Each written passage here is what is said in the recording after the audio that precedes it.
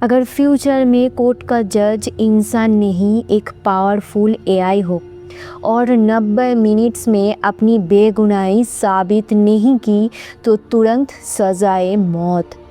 आज हम 2026 की साइंटिफिक थ्रिलर मर्सी मूवी के कहानी का खुलासा करेंगे। तो चलिए ज़्यादा देरी न किए शुरू करते हैं आज की इस कहानी को। मूवी की कहानी शुरू होती है फ्यूचरिस्टिक लॉस एंजलिस में, जहां क्राइम रेट डेंजरसली हाई हो चुका है। गवर्नमेंट ने एक नया सिस्टम लॉन्च किया है, मर्सी कैपिटल कोर्ट। यहाँ ट्रेडिशनल जज नहीं बल्कि आर्टिफिशियल इंटेलिजेंस जजेस केस डिसाइड करते हैं।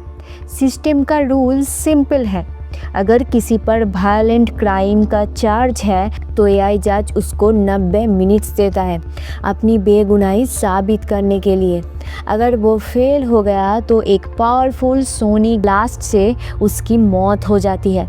कहानी फोकस करती है एलएपीडी डिटेक्टिव क्रिस रेवन पर। क्रिस खुद इस एआई कोर्ट सिस्टम का सपोर्टर था, लेकिन ट्विस्ट तब आता है जब उसकी वाइफ निकोले का मर्डर हो जाता है और सारे एविडेंस डायरेक्टली क्रिस के खिलाफ मिलते हैं।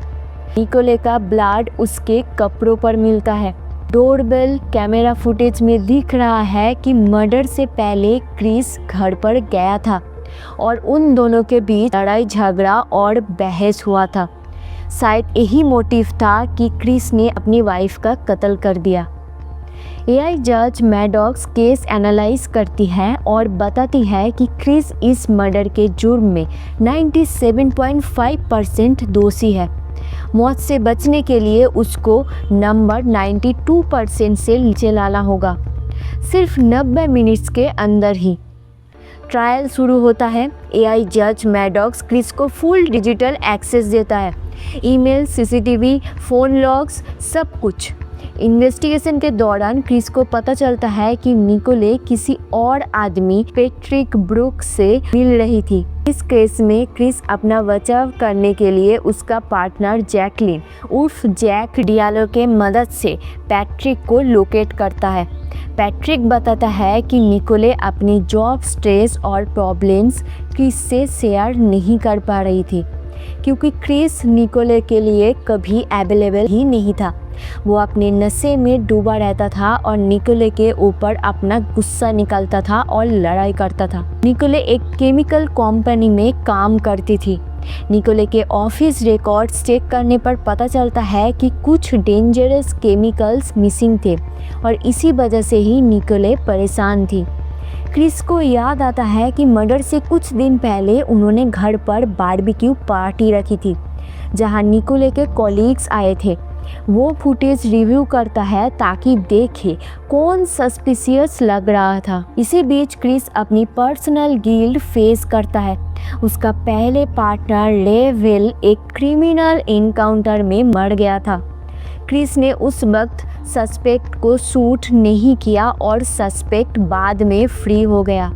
इस गिल्ट के वजह से क्रिस नशे में डूबा रहता था और उसका बिहेवियर एग्रेसिव हो गया था। निकोले डिवोर्स के बारे में सोच रही थी। ये सब मोटिव को स्ट्रॉन्ग बना देता है कि क्रिस ने ही लड़ाई के दौरान निकोले को चाकू मार दिया होगा। फिर एआई जज मैडॉक्स एक नाम हाईलाइट करता है, हॉल्ट चार्ल्स, जो फाइनेंशियल प्रॉब्लम्स फेस कर रहा था और मिसिंग केमिकल्स के बारे में बात कर रहा था। क्रिस के सोबर्टी स्पॉन्सर रॉबर्ट उर्फ रॉब नेल्सन के साथ क्रिस रॉब को कांटेक्ट करता है, लेकिन फ़ोन हॉल्ट उठाता है। शक और बढ़ता है तब क्रिस अपनी डॉटर ब्रीट के सोशल मीडिया पोस्ट चेक करता है, जहां एक शॉकिंग हिंट मिलता है। बारबेक्यू के दिन से कोई अननोन आदमी उनके बेसमेंट में छुपा हुआ था। नेबर के सिक्योरिटी कैमरास चेक करने पर झाड़ियों के पीछे एक मूवमेंट दिखाई देता है। मर्डर के दिन पार्किंग लॉट सर्वेलेंस में रॉब को क्रिस के नेबर की कार के ट्रंक से निकलते हुए देखा जाता है। अब क्लियर हो चुका है, रॉब कुछ बड़ा प्लान कर रहा है। क्रिस तुरंत जैक को रॉब के घर भेजता है। स्वैट टीम वहां पहुंचती है लेकिन रॉब मिसिंग है। वहां उन्हें स्टोलन केमिकल्स और बॉम्ब बनाने के डिटेल्ड प्लान्स मिलते हैं। एआई जज मैडॉक्स रिवील करता है कि रॉब का भाई डेविड वेब मार्सी कोर्ट का पहला मौत के सज़ा का विक्टिम था।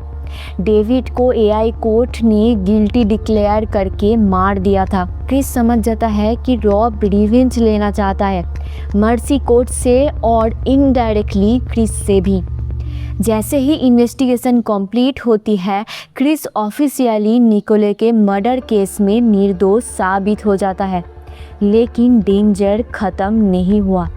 क्रिस अपनी डॉटर ब्रीट को कांटेक्ट करने की कोशिश करता है लेकिन ग्रैंड पेरेंट्स के घर के फुटेज में दिखता है कि रॉब ब्रीट को किडनैप कर लिया है और एक स्टोलन सेमी ट्रक में ले गया। उसके बाद रॉब के घर में ब्लास्ट होता है जिसमें ज़्यादा स्वॉट मेंबर्स मारे जाते हैं। रॉब का प्लान है मर्सी कोर्ट बिल्डिंग को ब्लास्ट से उड़ा देना जब क्रिस अंदर हो। जैक और पुलिस उसका पीछा करता है। टास्क फोर्स कैप्टन ट्रक के नीचे बॉम्ब रोबोट एक्टिवेट करता है ताकि उसको उड़ा दिया जाए, लेकिन ब्रीट ट्रक में है। क्रिस प्लीड करता है कि ट्रक को ब्लास्ट ना किया जाए। मैडॉक्स क्रिस की रिक्वेस्ट रखती है। बॉम्ब रोबोट फेल हो जाता है और रॉब मर्सी कोर्ट बिल्डिंग में क्रैश कर देता है। सिस्टम कुछ देर के लिए रीसेट हो जाता है और क्रिस अंदर लॉक हो जाता है। लकीली एआई जज मैडॉक्स टाइम पर रिबूट होकर क्रिस को फ्री करता है। फाइनल सीन में क्रिस और रॉब फेस टू फेस आते हैं। दोनों के बीच इंटेंस फाइट होती है। क्रिस रॉब को बिना हथियार के पकड़ लेता है और उसको मारने वाला होता है, लेकिन उसकी डॉटर ब्रीट और एआई मैडॉक्स उसको रिवेंज लेने से रोक देते हैं। तब जैक आती है और रॉब के ऊपर गोली चलाकर उसे मारने की कोशिश करती है, लेकिन रॉब बच जाता है और रिवील करता है कि उसका भाई डेविड इनोसेंट था। मर्डर के वक्त रॉब उसके साथ फ़ोन पर था, मतलब डेविड क्राइम सीन पर हो ही नहीं सकता था। लेकिन डेविड के पास कोई फ़ोन बरामद नहीं हुआ था। डेविड को अरेस्ट जैक ने किया था। एआई जज मैडॉक्स पुराने फुटेज देखती है जो कंफर्म करता है कि डेविड सच में इनोसेंट था। सबसे बड़ा ट्विस्ट तब आता है जब पता चलता है कि जैक ने डेविड का फ़ोन डिस्ट्रॉय किया था ताकि मर्सी कोर्ट की सक्सेस रेट हाई दिखे। वो सिस्टम को परफेक्ट प्रूफ करना चाहती थी, चाहे एक इनोसेंट इंसान की जान चली जाए। एंड में जैक और रॉब दोनों कस्टडी में ले लिए जाते हैं। क्रिस अपनी डॉटर के साथ एक इमोशनल मोमेंट शेयर करता है। एआई जज मैडॉक्स शट डाउन हो जाता है। क्रिस का केस ऑफिशियली डिसमिस्ड हो जाता है। मूवी एक पावरफुल मैसेज देती है, टेक्नोलॉजी कितनी भी एडवांस हो, अगर ह्यूमंस करप्ट हो सकते हैं तो सिस्टम भी गलत हो सकता है। तो क्या आप एआई जज पर अपनी लाइफ का डिसीजन छोड़ सकते हो? कमेंट करके बताओ। आज के लिए नमस्ते।